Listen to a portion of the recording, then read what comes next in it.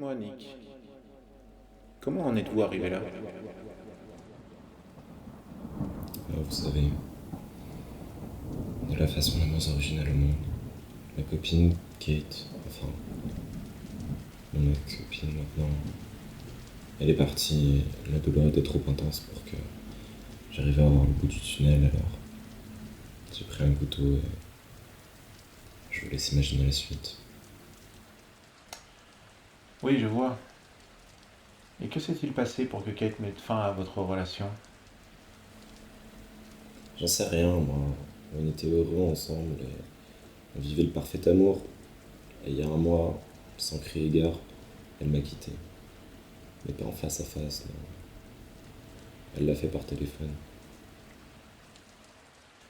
Hmm, je vois. Ok, si vous le voulez bien, j'aimerais que l'on revienne sur votre rupture avec votre ex-compagne. Qu'est-ce que vous voulez que je vous dise de plus, hein? J'ai l'impression qu'il y a peut-être quelque chose d'autre là-dessous. En règle générale, les couples ne se disloquent pas comme ça sans raison, ou du moins, c'est rare. J'ai l'impression que vous ne me dites pas tout. Ouais, on s'entendait pas sur tous les sujets, mais on discutait de ce qui nous tracassait pour essayer de trouver des solutions. Tenez par exemple, elle trouvait que je parlais beaucoup de ma meilleure amie Maë. Alors, un soir, on a fait une petite sortie tous les trois et elles sont très bien entendues. Avec tout ce que vous me dites, je conçois mal ce qui a pu mener à votre rupture. Car si la communication était bonne, les solutions vous les trouviez, c'est plutôt étrange.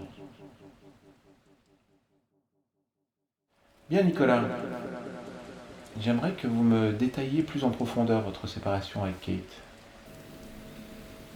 Oui, d'accord. Sans que je sache vraiment trop pourquoi, on était en froid depuis quelques jours. Elle me faisait la gueule comme souvent quand quelque chose lui déplaisait. Elle en parlait pas,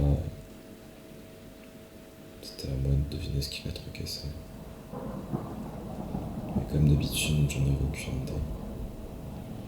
C'était peut-être une semaine avant qu'elle nous quitte.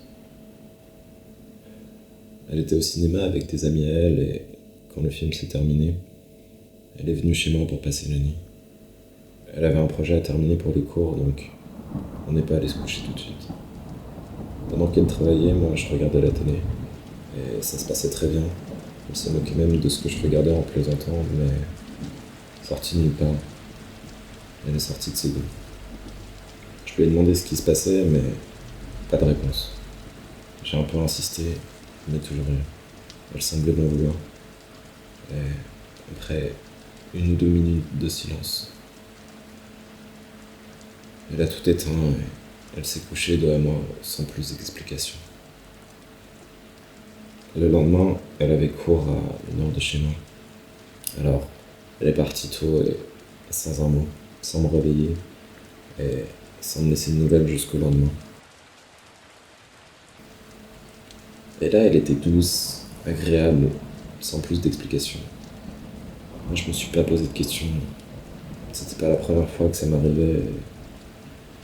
J'aime pas me plaindre de ce retour à la normale.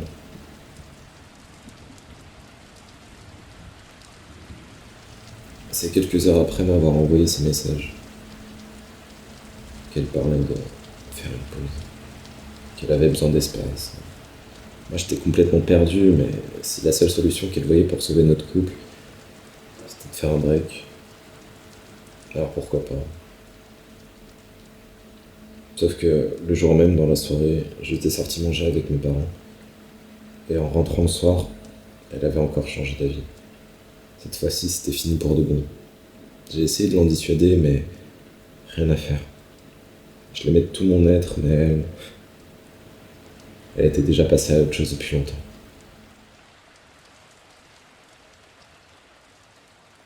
Ce soir-là, j'ai pleuré toutes les larmes de mon corps jusqu'à en avoir les yeux desséchés. J'étais effondré comme si le poids du monde s'était abattu sur moi. Je sais plus quoi faire, je savais plus quoi faire. Je retrouvais le confort de la tristesse, le plaisir sadique à me voir dans cette douleur. Mes vieux démons qui me faisaient du pied depuis quelque temps étaient de retour. Je la revoyais elle et son magnifique sourire.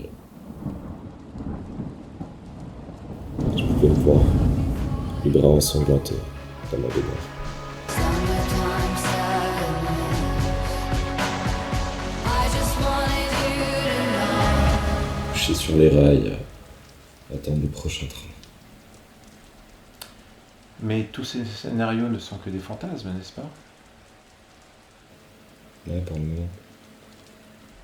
Ce que je vois, c'est que votre rupture vous a profondément affecté. Et c'est parfaitement normal. Après tout, on n'est peut-être pas fait pour survivre tout seul. Saviez-vous que notre cerveau avait des récepteurs chimiques qui s'activaient au contact de nos congénères? Ah oui. Ils s'allument littéralement et nous font nous sentir en sécurité. Ok. Seulement parfois, la relation n'est pas saine. Ouais, ça explique tout. Les gens peuvent se faire du mal d'un tas de manières différentes. C'est elle qui me dit tout. Trop de souffrance, dans certains cas comme le vôtre, la volonté de vivre s'estompe. Mais pour la plupart des gens, ils trouvent des moyens plus conventionnels pour éviter de souffrir, comme l'alcool, la drogue ou le sexe. Ça active aussi ces récepteurs. Ça marche pas pour tout le monde apparemment. Rester avec la mauvaise personne, ça marche aussi. Dans ce cas, la douleur devient familière et c'est rassurant. Si vous me demandez mon avis, je pense que si une relation peut vous détruire, d'autres relations peuvent aussi vous guérir. Vous dites que l'amour est la solution. C'est exactement ça. Et si on trouvait jamais la bonne personne? Il faut apprendre à vivre avec, apprendre à s'aimer, à laisser nos amis être là pour nous et ne pas se laisser replonger dans une relation toxique. Et si cela arrive, s'en extirper et peut-être retrouver une relation plus saine et ne pas la gâcher en devenant soi-même le problème. D'accord. Merci pour tout. Je vais aller à la gare. Je me sentirai mieux quand je saurai que même au bord de la falaise, j'arrive malgré tout à me raccrocher à la vie. Le seul mal que j'ai fait, je l'avoue, c'est t'embrasser plus que ton cou, sans jamais oublier de nous. Le silence du monde qui s'en fout, c'est l'amour, l'enfer. Comment veux-tu qu'on ait pas l'un de nous tenter quand on se fuit et qu'on part comme des courants d'air avant de sentir l'espace qui nous pousse à bout. C'est l'amour, l'enfer. Comment veux-tu qu'on ait pas l'un de nous tenter quand on se fuit et qu'on part comme des courants d'air avant de sentir l'espace qui nous pousse à bout. J'ai acheté un chat, J'ai trouvé un mec, il me fait penser à toi. je lui parle de mon ex. J'ai revendu l'appart, Il me demande si je l'aimais. mais j'ai gardé ta Je page. sais pas trop si je l'aimais. T'aimais pas grand chose à part le stress. Parler pendant des heures de ce qui te blesse. Moi au moins j'ai su t'en parler. Moi au moins j'ai tout essayé. Tout essayer, c'est pas réussir à tous les coups.